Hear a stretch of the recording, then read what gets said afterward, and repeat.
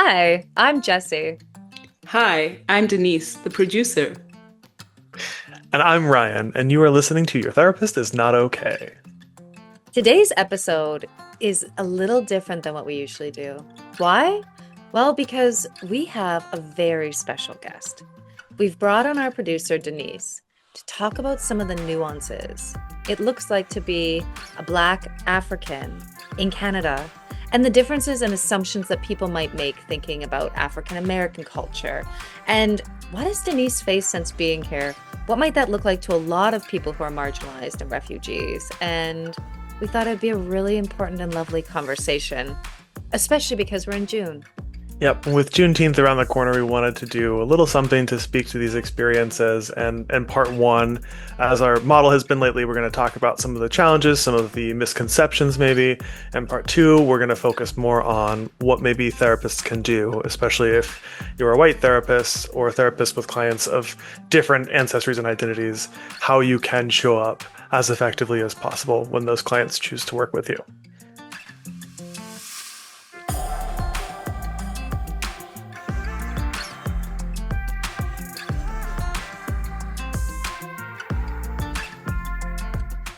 One thing that's going to be a giveaway for part two is that Ryan and I asked Denise a question that was steeped in ignorance. We asked what Juneteenth meant for Denise. And Denise actually very accurately said, I don't really think about it. It's not my culture or identity. And what Ryan and I did was instead of being like, huh? we decided to be really curious and actually spark this whole conversation with Denise that you're about to dive into today. So, welcome here, Denise. Thank you so much for being passionate about this topic and wanting to chat with us. Thank you, thank you. It's so weird always being on this side of the podcast, the recording side. I'm used to being on the editing side, and I'm like, oh my gosh, these guys have so much fun. But I know that it can be very tricky. So thank you for having me. Thank you for recording all the time on strict schedules that we record on. And I just have to say that here because guys, they work so hard. I wish you could see the amount of work that goes behind the scenes into Center Self, into this podcast, into everything Jesse and Ryan do. And I just had to grab this opportunity to say thank you. Thank you so much, Oh, guys, for having me. And thank you for all the work that you do. thanks, Oh, Denise. And it's really important that our listeners also know that we would not sound this good if Denise was not doing all the editing that she was doing. The number of times in a recording that we just go, Denise, could you fix that? oh yeah, just did it. I already know that Denise is going to edit something already. Denise, I'm smiling ear to ear. This has been like a triad of just absolute giggles, love, and silliness. And it is one of my favorite parts of the week. So bringing you in, I know is a little scary, but Yeah, we're really happy you're here. thank you. And we're going to talk about some pretty deep topics today. Yes. So how are you feeling about that? You excited? I am excited, and I when I was rehearsing in quotes for this, I was like, I need to have a disclaimer at the very beginning to say this is my experience as Denise. Of course, I am an immigrant. I'm from Zimbabwe, and a lot of people would be able to relate to everything I'm going to say. But I also worry about maybe saying something that other people will be like, "Oh my gosh, no, I'm Nigerian or I'm Mozambican, and I don't think this way. I don't feel this way. My experience has been wildly different." So just wanted to say that, yeah, I feel good. I'm excited to talk about it because I feel like us talking about decolonizing therapy, we didn't want to end the conversation there. We wanted to talk about what we can do, how we can like engage with our marginalized communities, our POC communities, Black communities, immigrant communities. And yeah, so as you can hear from my answer, I'm quite nervous, but I'm also excited. So yeah. You're very welcome here.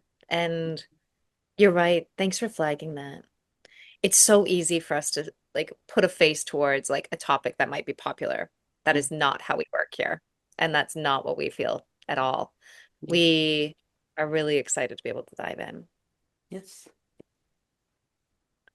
Absolutely. And we'll just start things off. You already kind of shared with our listeners that you're Zimbabwean. Kind of curious to ask, how has being Zimbabwean shaped the way you move through the world? Well, I think I should give a little bit of context here to say that of course, I am Zimbabwean, but I only lived there until I was 7. So when I was 7 years old, my family, which is my parents and my sister, and we moved to South Africa, and we lived there for about 3 years. This was in the early mid 2000s. And then after that, we moved to Nigeria. So I spent a bulk of my childhood, most of my childhood in Nigeria.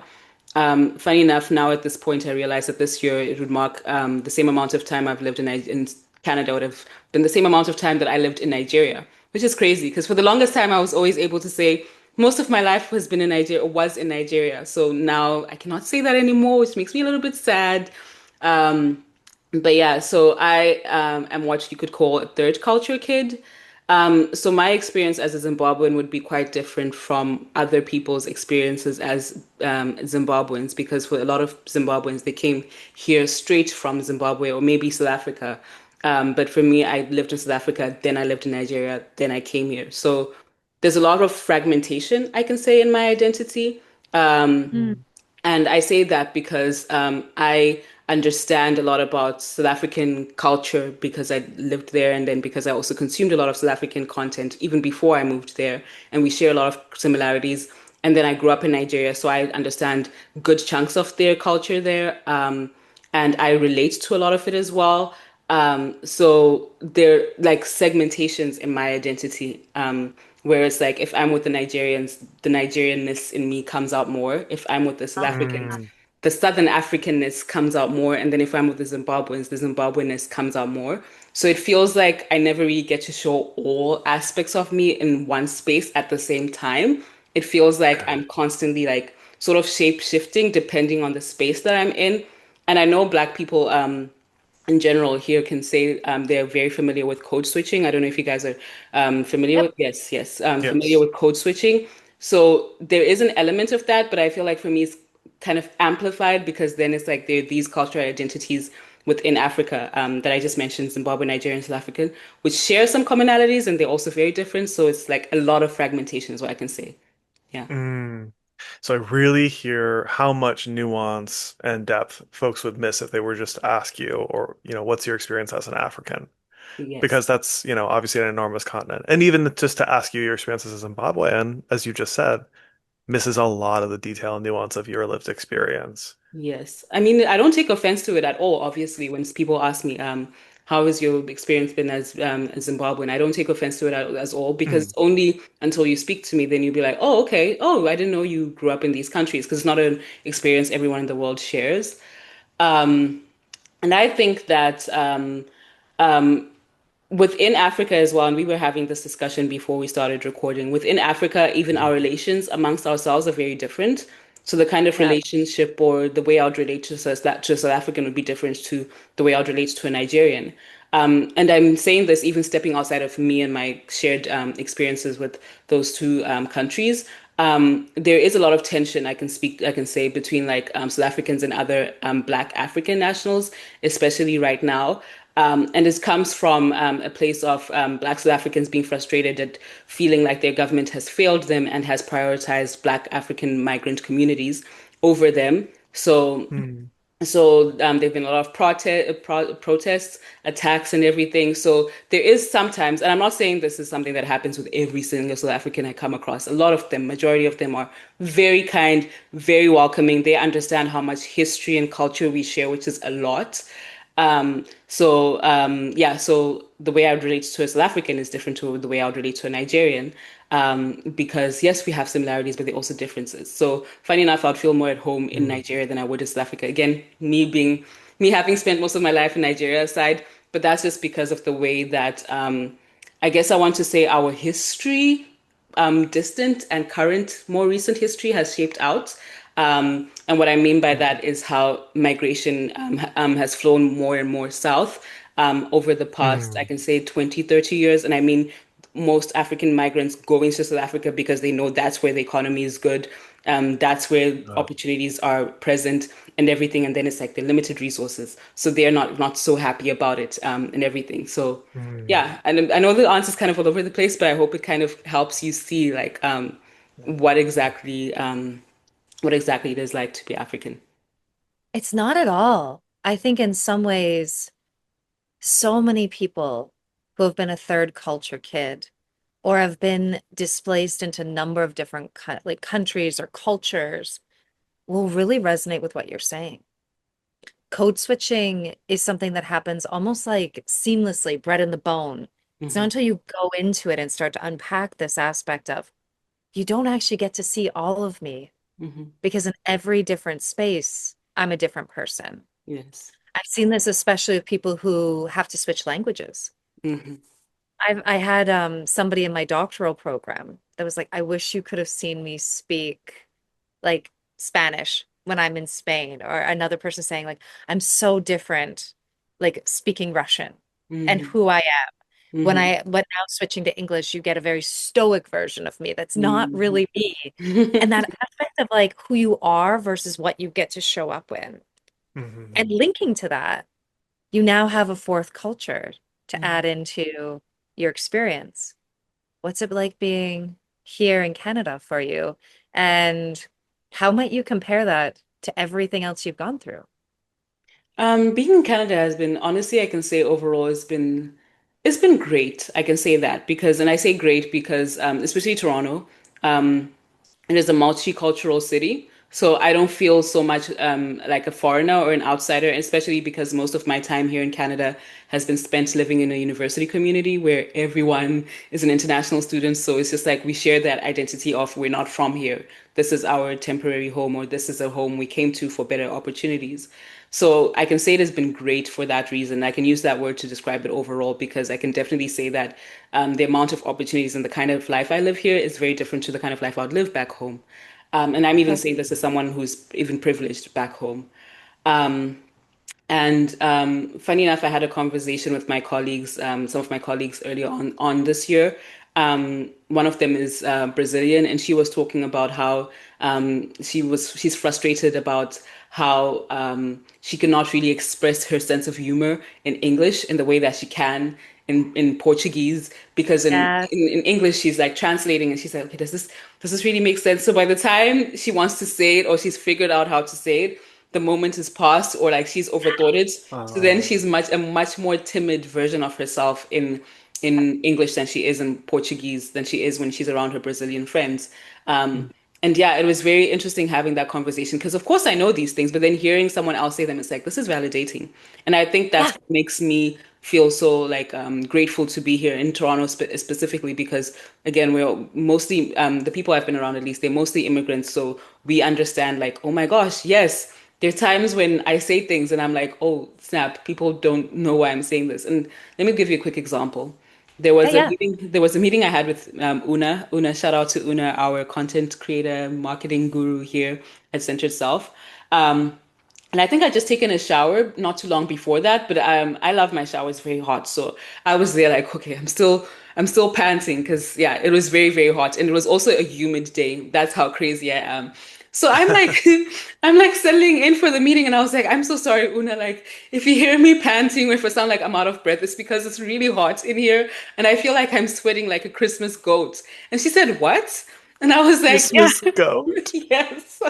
And I was like, yeah, I'm sweating like a Christmas goat. And then she was like, who says that? And I was like, I swear everybody says that. And then I was like, wait. And then we went into the meeting, we spoke about whatever we had to speak about. It was only after the meeting, I was like, no, man, everybody says this. Like, Una maybe just has forgotten. And then I was like, oh no, it's a Nigerian thing. It's a thing Nigerians say. Oh wow. Yeah, I had never heard it till this moment. But It it's is like fantastic. it's such a common thing. And because Nigerians, like the common language they speak there is English. Of course, they have their pidgin English, but like English is the meeting point for most Nigerians. Oh, like I can say most of them speak English. So like the humor is in English, but then it doesn't translate as well to someone who's not from that culture. So things like that happen sometimes, right? Where it's like, what are you saying? Like, what do you Yes. mean? And it's in English. Of course, you think it wouldn't be as shocking. It would be more it would be funnier, but no, it just doesn't translate as well because it's Yeah. not it's not it's not it doesn't fit into this cultural context. So yes, there are those moments where um as good as it has been, there are those moments of being like, ooh, okay, wait, this doesn't really translate into the Canadian context as well as it does in the greater African context, so to speak. Mm. Mm. And that aspect of like even just noticing friends saying, I'm more timid, I almost get this sense of like the internal is like screaming, being like, I know who I am. And the external presents so differently. Thank you for like, yeah, having those conversations and sharing that. I've seen it time and again, and having you reflect on that, I think is so helpful. Yeah. So that's thank you for sharing some of that about your experience, Denise. I'm also kind of wondering if you've had experiences since living in Canada where you've kind of felt like race was the elephant in the room, so to speak. Yes. There've been a lot of moments where race has been the elephant in the room. I think I've noticed it especially now more so being in more corporate spaces. And people Uh, are so kind. Of course, they're so, so kind. I can definitely say that about the people that I work with. And there are times when, let's say someone's like, oh, I want to go visit South Africa or this country in Africa or whatever. Um, and then they start speaking about like what they've heard about South Africa. And they say, yeah, but at the same time, I'm like, it's so unsafe. It's become so unsafe. There's this emphasis on it becoming so unsafe. And I really want to ask, like, compared to when, like, when has it ever been safe? And who was it safe for, right? mm, Because the emphasis on it having become unsafe um, is usually coming from a place of like 10, not 20, not even 10 years ago, because now that's like what's in the 2010s, like 20, 30 years ago when apartheid was still a thing, it was safer then than it is now, right? And I've noticed the sentiment, especially, and even speaking outside of corporate, especially when interacting with white South Africans here who say, things are so unsafe there. I had to leave. I left in 2000 because things had become so unsafe. And mind you, apartheid, like, fully ended. Like South Africa became a fully democratic state in like 1994. So that 6 year period is when they're saying things became unsafe for them. And I really want mm. to ask, like, how, like, Yes. what do you mean? Let's unpack that. And I can say like it's a very sore spot for me because I'm like, I don't really I would love for us to unpack this the context of safety. Like if a good chunk of the population is unsafe to the point where people are getting jailed or getting beaten up, people are just disappearing. Who is really safe then? You know what I mean? Even if you say people with my skin color are fine, right? Yeah. And Mhm. yeah, and I also kind of want to give grace sometimes to be like maybe they don't really understand the depth of how bad things were because maybe they were too young because some of these people are not so old. Maybe they were too young to really understand what was going on. So maybe these are things that they're echoing from their parents that they heard. So maybe they don't fully understand the context of what was happening at the time compared to now. Mm, So yeah, the race definitely comes into play in those times when it's like, okay, there's Mhm. attempted curiosity, but then hearing how people are speaking about their experience or their perception, um, it's like, okay, I really want to ask more. I really want to poke more. I really want to debate more. I'm such a debater, not really debater, but I'm such a let's really unpack this kind of person. But I know that it's not always the right time and place to do that. So yeah, it happens a lot. it's so tricky when curiosity Yeah. is like the mask, but it's actually just assumptions that you bring forward that Mhm. then make you feel even more like misunderstood or that this conversation's only going to be in their POV. It's like, what do I Mm. say to this? Like, Exactly. how do I navigate this? Like, you've just shown all these prejudices and assumptions, and you're couching it in this very curious language. Mhm. And I guess like thinking about that, I'm wondering if you would like to tell us a little bit about what you do to manage that for yourself when you decide basically like you said this isn't the time for that conversation. What do you do to kind of think like when is the time that works okay for you to have that conversation, if ever? Like what are the things you look for to know this would be a safe place to kind of express what's really on my mind? Oh, that's such a good question, Ryan. And I'm so excited to answer this because actually this is a safe space for me where I can talk about that. And I Mhm. say here being with you and Jesse. because obviously I have these conversations with my cousins, with my family members, where we talk and I say, this happened when I was in the Uber today, when I was at work today, or whatever. I do have those conversations with them, but then I don't quite have the language for it, but there's something healing about being able to share my thoughts with people who do not share my experience and who maybe would otherwise have been the person saying that thing. You know what I mean? The white person saying that, oh, South Africa used to be safe and now Okay. it's not. You know, there's something healing about that. Like, and I think maybe it's because now it feels like I'm breaking, or we're breaking something that is, that was like a, how do I say it? I think it's maybe because we are now like healing something that was maybe broken in that. Yeah. And I say that because that camaraderie between me and my friends, my family, my cousins, and I is always going to be there because we do share their identity as Black people, as Africans, as Zimbabweans, and whatever. But then now it's like, okay, I'm a Black person, I'm a Zimbabwean, and I'm relating to this white Canadian. I just had a conversation with another white Canadian earlier on, and they were just like, "It used to be safe, unsafe. It used to be safe. It used to be safe. It's so unsafe now, and now it's no longer like that. It's like, no, tell me what is it like? This is what I've come to understand about it. Like that's just that curiosity is what I'm saying.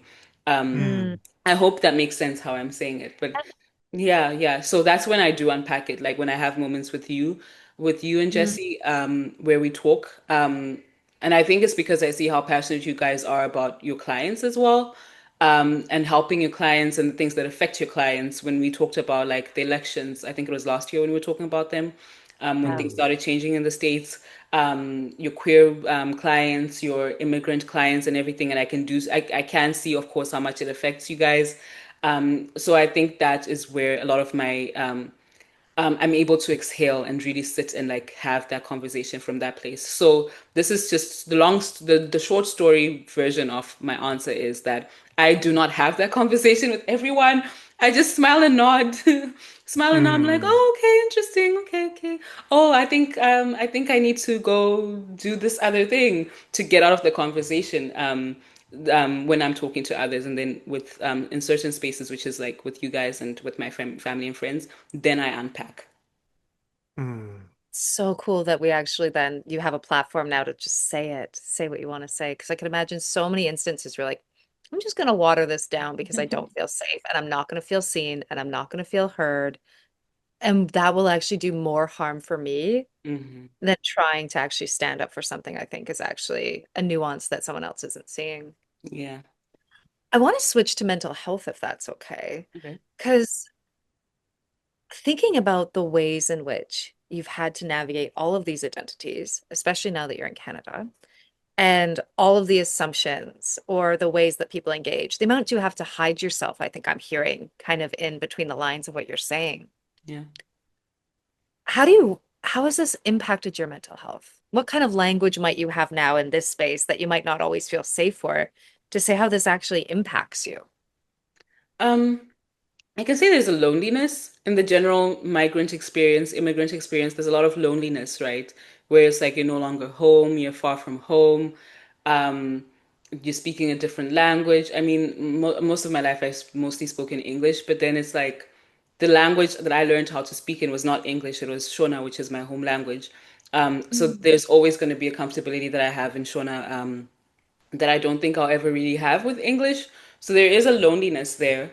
Mm. Um, and and I keep emphasizing the loneliness because I think we underestimate how how scary and how suffocating sometimes it can feel to be like a fish out of water, you know? Yeah. Like, yeah, well, not maybe not fish out of water, but like fish in different water, you know? Because you were used to a certain water of a certain temperature with Yeah. certain like certain algae and whatever around, and then now like, okay, Mm. you're in different water.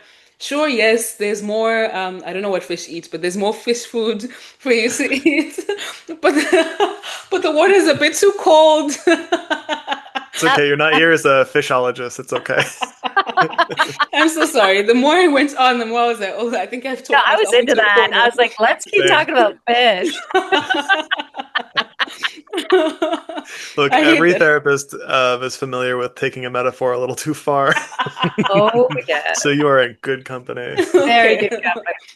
Okay. Good thing I'm not in session. But yeah. But yeah, it's like, okay, yes, I'm in different water. Yes, there may be more food for me here, but then it's like, it's cold. This water is cold. Um, Ah, Mm. this water, oh my gosh, where are my parents? Oh my gosh, now I have to figure this out on my own. Even if, of course, now I'm an adult and I still would have to figure some things out on my own, even if I still lived with my parents. It's still mm, different knowing that, like, you have a home to anchor into. Like, yeah. you're Mm. just one drive away, one flight away from being able to see your parents. And that's something that I can say is quite haunting. And I say haunting because it feels like I carry it everywhere with me, like this sense of like mourning. It's like a deep sense of like of sadness of like I really wish I could go back home, but I can't because home is very unstable economically and there's so many problems as well. So there's this deep sense of mourning that you carry with yourself. And it's very isolating and it's very lonely because it's like, okay, yes, I can share this with my other Ghanaian, Nigerian, South African, well, not really South African because there are not so many South Africans here, but yeah, South African friends, Mozambican friends, whatever. But like at the end of the day, it still won't fix things. You know what I mean? I can cry about it with them, but it's not going to fix things. And it feels like Mm. the fix is so far out of reach. So, yeah, there Yes. is a deep, deep, deep sense of loneliness that I can speak to. And on at the same time, there is what I guess I can call survivor's guilt of like, why do I feel so lonely? Like the alternative option would be to be back home. I'm one Yeah. of the lucky ones because I get to have a better chance at like getting a good job, a good apartment, a good this, a good that. Um, while people back home are not earning very much, they're earning like maybe $1 a day at best for Mm, some of them. So, and that's not me even exaggerating, that's literally the truth. yeah. So it's like this weird in between space of like, why am I so sad? I should be happier. I should not miss home so much because I'm here. Like Mm. I'm in a third world country. I have water and I have electricity and I have this and this and that. They're day-to-day things I don't have to worry about that people who look like me and people I share blood with struggle with every single day. So in all Mm. of that, again, it points back to all roads lead back to lonely. So yeah, Yeah. yeah, Well, and also you gaslight yourself by being like, I shouldn't feel this way. yes, I have all these luxuries. I made it out. And then recognizing, oh, there's guilt in that. My guilt is gaslighting me. yeah, That both of these things can go like coexist, yeah, but I'm going to have all of these feelings about it because I'm the lucky one, as you perfectly said. yeah, Mm. yeah. That what you just said there, Denise, really landed with me that all roads lead to lonely. Hmm. Felt like Mm. there's a lot of weight to that. It made me wonder about a bit of a follow-up question. Hmm. You've talked about being a third culture kid, and I'm curious what your experience is because I've heard other people talk about complicated experiences with going back to Zim, going back to Nigeria, going back to South Africa. Anytime you get to visit or something, Hmm. um, does it quite feel like home? Yes.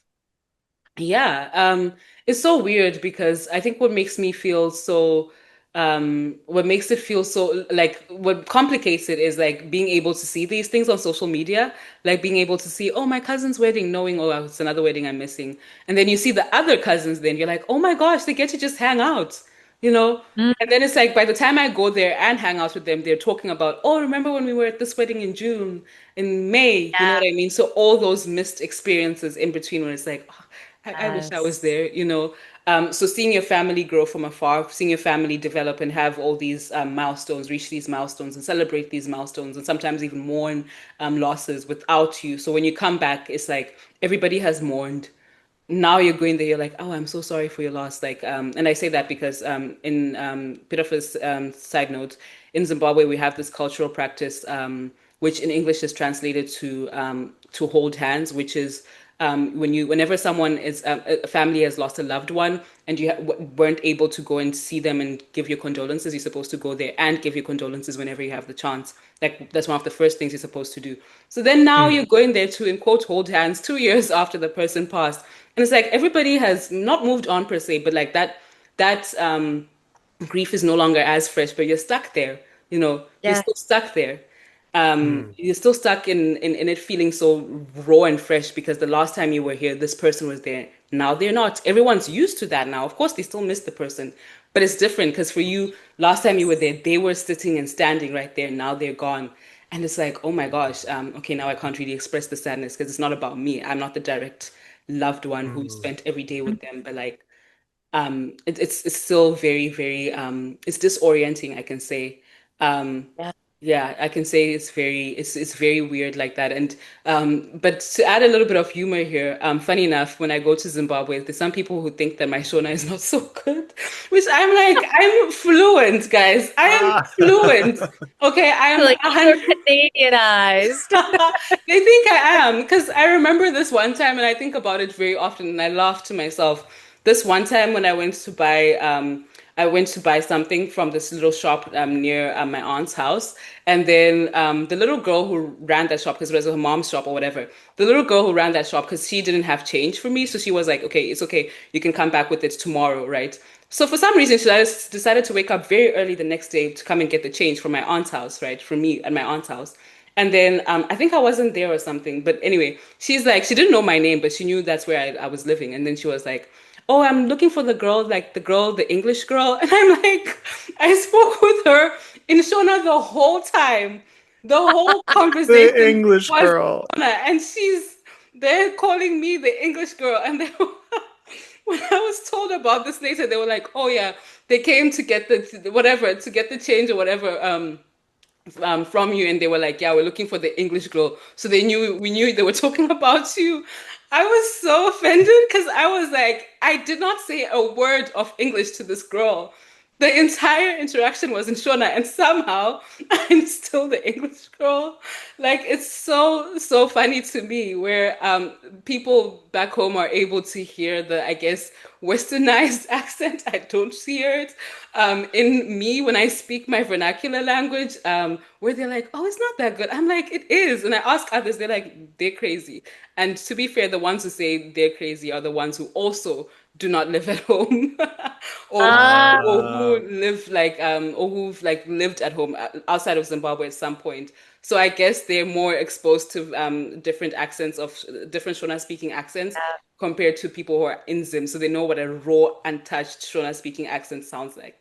So mm. yeah, there is that there is that weird split as we well. call that confirmation bias, Denise, when you ask people who are going to immediately say that your accent's fine. Oh, that, I mean, I guess I really hear that kind of like how it can feel like you're different when you're back there, as well as you're different in ways when you're in Canada, and kind of feel Yeah. like there's the displacement is not only physical, but also emotional, cultural. Mm-hmm. Oh 100%. yeah. And that we can just like people in like your home country can also displace you. Yes. They can like be like, you're the English girl. You're the one that doesn't belong is kind of the subtext of that. Like the one Yes. who's come back, but Yes. isn't one of us. Yes. 100%. Oh, I think just knowing we're going to wrap up part one pretty soon, I have one last question for you. Sure. You've talked a lot, so you might not have a lot to add on to this, but is there anything else you wish more people understood about the emotional reality of like leaving this one life behind, and you've done it a number of times, and then building another? Is there anything else you want to add kind of in closing today? I really have spoken about this at length, so I won't talk too much more about it. But I can say like how hard it is really, and I keep talking about that because Mm. as time has gone on, especially the past few years with inflation, high cost of living, and everything, like the